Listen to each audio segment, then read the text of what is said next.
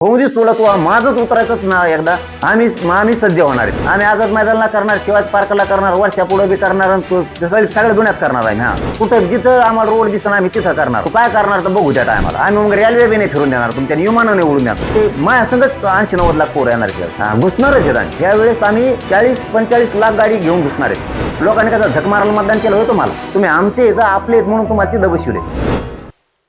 यंदा फडणवीसाचा माझच उतरवणार हे अत्यंत आक्रमक आणि थेट शब्द आहेत मराठा आरक्षण आंदोलक मनोज जरांगे पाटील यांचे.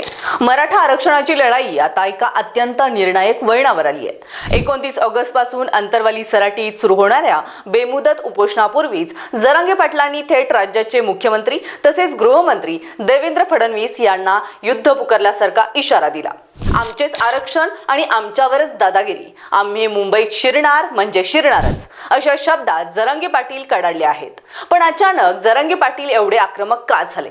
गृह विभागाने असा कोणता निर्णय घेतला ज्यामुळे मराठा आंदोलकांचा संताप अनावर झाला? पाहूया संपूर्ण गोष्ट. नमस्कार, मी प्रिया समीर आणि तुम्ही पाहताय स्टार महाराष्ट्र न्यूज. गृह विभागाने सुरक्षेचे कारण देत दक्षिण मुंबईतील आझाद मैदानावर होणाऱ्या आंदोलनासाठी अत्यंत कडक नियमावली आणि निर्बंध लागू केलेत. हे नियम आगामी मनोज जरांगे पाटील आणि लक्ष्मण हाके यांच्या नियोजित आंदोलनाच्या पार्श्वभूमीवर लागू करण्यात आलेत. प्रशासनाने लावलेले प्रमुख निर्बंध म्हणजे दक्षिण मुंबईत केवळ आझाद मैदान हेच आंदोलनासाठी एकमेव अधिकृत ठिकाण असेल. इतर कोणत्याही ठिकाणी, उदाहरणार्थ वर्षा बंगला, मंत्रालय किंवा व्हीपी रोड परिसर या ठिकाणी आंदोलन, मोर्चे किंवा धरणे करण्यास पूर्णपणे बंदी असेल. आझाद मैदानावर आंदोलन करायचे असल्यास फक्त 1 दिवसाचीच परवानगी दिली जाईल. बेमुदत या आंदोलनाला मुंबईत परवानगी दिली जाणार नाही. आंदोलन केवळ शासकीय कामकाजाच्या दिवशी सकाळी 9 ते संध्याकाळी 6 वाजेपर्यंतच करता येईल. संध्याकाळी 6 वाजल्यानंतर आंदोलकांना तिथे थांबता येणार नाही. थांबल्यास कायदेशीर कारवाई व दंड होईल. शनिवार, रविवार किंवा कोणत्याही सार्वजनिक सुट्टीच्या दिवशी दक्षिण मुंबईत कोणत्याही प्रकारच्या आंदोलनाला परवानगी दिली जाणार नाही.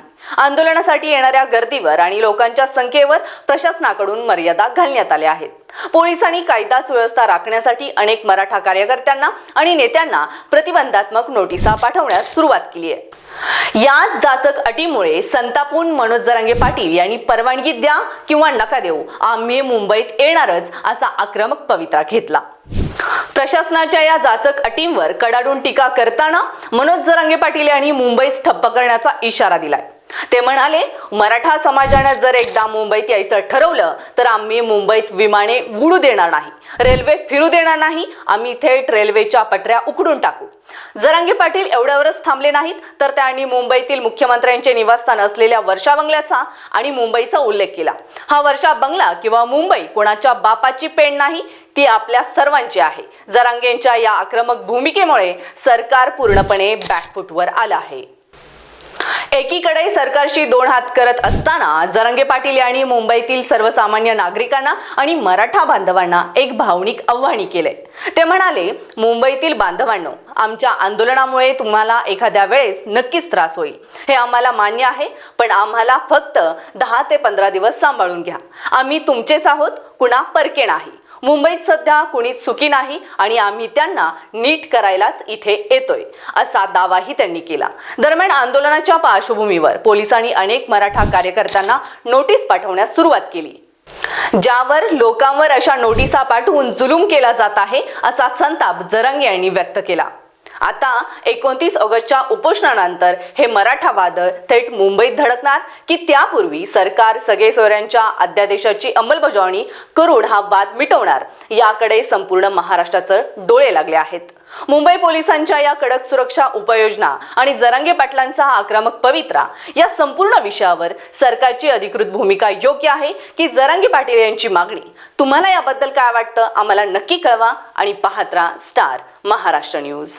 नवनवीन घडामोडी पाहण्यासाठी स्टार महाराष्ट्र न्यूजला सबस्क्राईब करा आणि ताज्या बातम्यांचे अपडेट मिळवण्यासाठी बेल आयकॉनला प्रेस करा आणि परिपूर्ण बातमीबरोबर रहा, इतरांपेक्षा एक पाऊल पुढे.